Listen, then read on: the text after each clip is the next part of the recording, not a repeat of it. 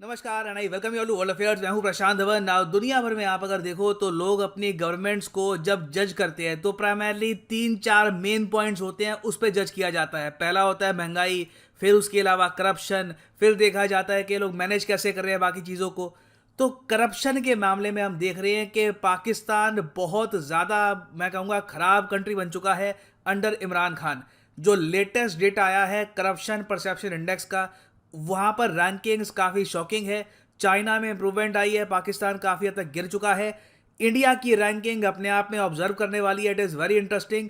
मगर मैं आपको ये बता रहा हूँ कि जो ये लेटेस्ट रैंकिंग आई है करप्शन वाली, इससे पॉसिबिलिटी है कि एक बार को इंडिया की जो नेबरिंग कंट्री है पाकिस्तान, वहां पर एक बार को रजीम चेंज भी हो जाए। क्योंकि जैसे ही ये रैंकिंग सामने आई है, पाकिस्तान में काफ़ी लोग ऑनलाइन ओपनली कहने हैं इमरान खान को करप्शन किंग। और याद रखिएगा, पाकिस्तान में जो अगले इलेक्शन है ये होंगे 2023 में, तो अगले साल यहाँ पे इलेक्शन भी है, तो ये मैटर करता है कि आज के समय यहाँ पर क्या चल रहा है। नाउ डिस्कस करते हैं इस रैंकिंग को, मगर आगे बढ़ने से पहले आपसे एक क्वेश्चन पूछूंगा। क्वेश्चन यहाँ पर ये है कि रिसेंटली रिलीज किया गया जो 2021 का इकोनॉमिक फ्रीडम इंडेक्स था, यहाँ पर रैंक 1 किस कंट्री की थी? नॉर्वे, सिंगापुर, स्विट्जरलैंड या फिर जर्मनी? ट्रिकी क्वेश्चन है क्योंकि रैंक 1 यूजुअली लोग याद करते नहीं है, बस इंडिया की ही रैंक याद करते हैं। तो आप अगर दोनों के जवाब देते हैं कि इंडिया की यहाँ पर रैंक क्या है और रैंक 1 कंट्री क्या है, मैं पूरी कोशिश करूंगा आपकी कमेंट को हार्ट देने की इन द कमेंट सेक्शन। तो आंसर करिए इस क्वेश्चन का। सही आंसर वैसे आपको वीडियो के एंड में मिल ही जाएगा। सो ये है आपके सामने ट्रांसपेरेंसी इंटरनेशनल का करप्शन परसेप्शन इंडेक्स। आपने नोटिस किया होगा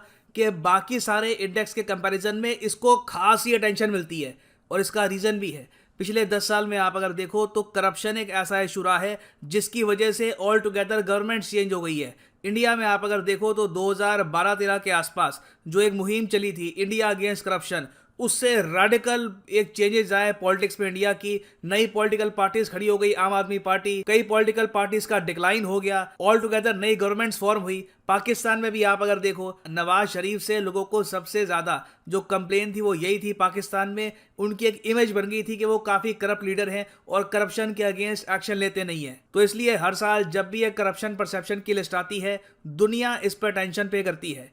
तो इंडिया की रैंक यहाँ पे आप अगर देखो तो इंडिया की रैंक पिछले साल की तरह इस साल भी है 85 out of how many countries? देखिए 180 कंट्रीज को यहाँ पे रैंक किया गया है, उसमें से भारत की रैंक है 85, जो मैं कहूँगा बहुत अच्छी नहीं है। इंप्रूवमेंट करने की गुंजाइश बिल्कुल यहाँ पर बनी हुई है, मगर बहुत ही लॉन्ग टर्म पर्सपेक्टिव से आप अगर देखो तो बिल्कुल इंप्रूवमेंट हुई है। देखो, करप्शन एक ऐसा इशू है जो रातों रात सॉल्व होता नहीं है। करप्शन अपने आप में एक, आप कह लीजिए, सोसाइटी का बहुत ही डीपली रूटेड एक इशू रहता है। सोसाइटी धीरे धीरे करप्शन को पीछे छोड़ती है और आगे निकलती है।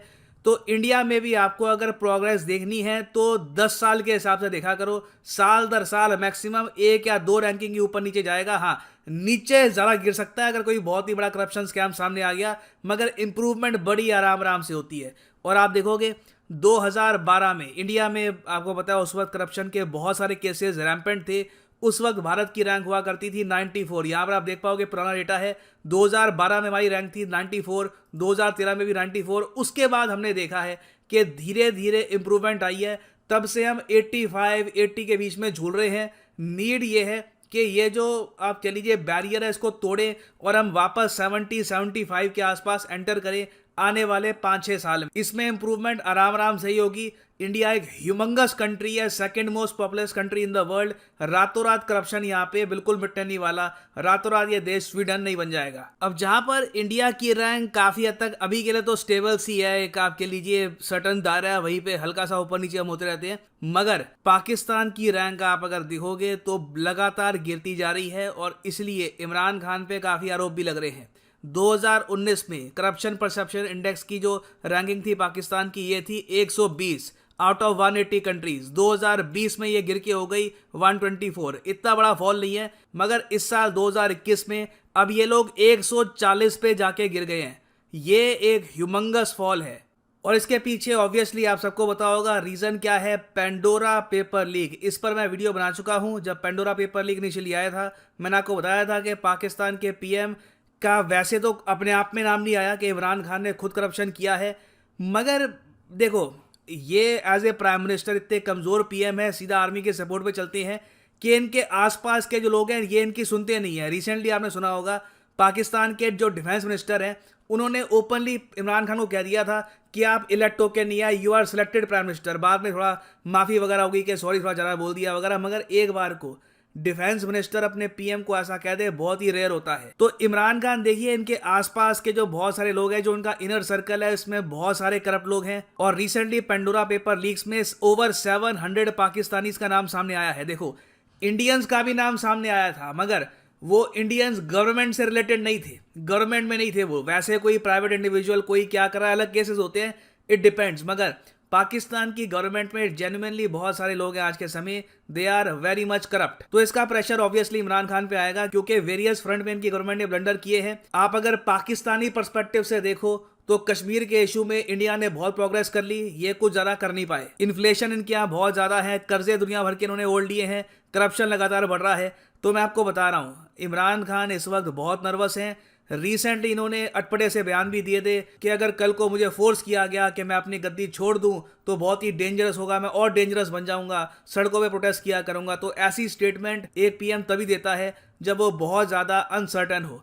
इंडिया के लिए ये डेवलपमेंट्स इंपॉर्टेंट इसलिए है क्योंकि बिल्कुल हमारा एक नेबरिंग कंट्री है, काफ़ी बार वॉर लड़ चुके हैं। इनके यहाँ पॉलिटिकल इंस्टेबिलिटी होगी तो इसका इम्पैक्ट इंडिया पर भी होगा ना। वापस आते हैं अपने इंडेक्स पर, बाकी कंट्रीज को देखते हैं। देखिए, चाइना की यहाँ पर रैंक है 66। चाइना इंडिया से मैं कहूँगा बहुत आगे नहीं है, चाइना को हम कैचअप कर सकते हैं इस मामले में। फिर श्रीलंका को आप अगर देखो तो श्रीलंका की रैंक है 102, नेपाल की रैंक है 117, बांग्लादेश की रैंक है 147।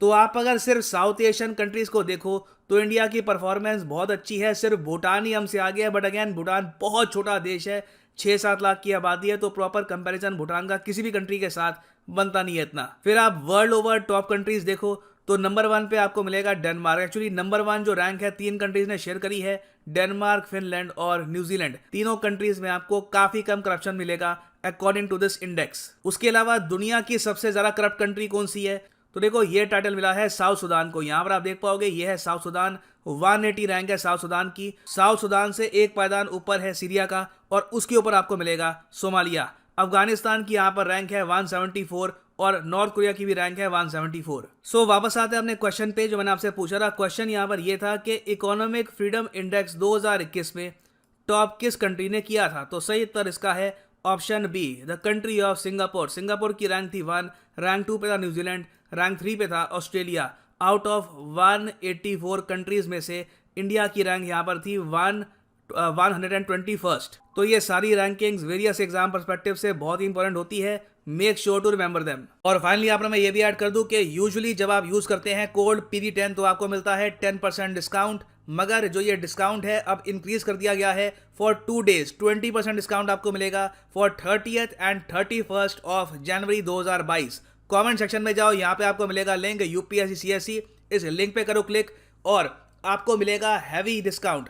यूजुअली आप जब यहाँ पे क्लिक करते थे और आप डालते रहे PD10 तो प्राइसेस कुछ हद तक गिरते रहे 10% के आसपास, मगर अब 20% गिर जाएंगे। यहाँ पर आप देख पाएंगे सिर्फ 2300 रुपये के आसपास पे आप परचेज कर सकते हैं 36 महीने का UPSC कोर्स, जिसमें प्रीलिम्स, मेंस, ऑप्शनल तीनों कवर हो जाएगा। आपके पास अभी टाइम है, अगर आप एक कॉलेज स्टूडेंट हैं 2-3 साल का टाइम है, आराम से प्रिपेयर करना है for UPSC। You can go for the 36 month course और अनअकैडमी की तरफ से आपको बुक्स मिलेगी, मटेरियल मिलेगा, you will get the PDFs, lectures, everything. So use the code PD10 and save money. So इसी नोट के साथ ये है वीडियो कांत। Thank you for listening and as always God bless you all.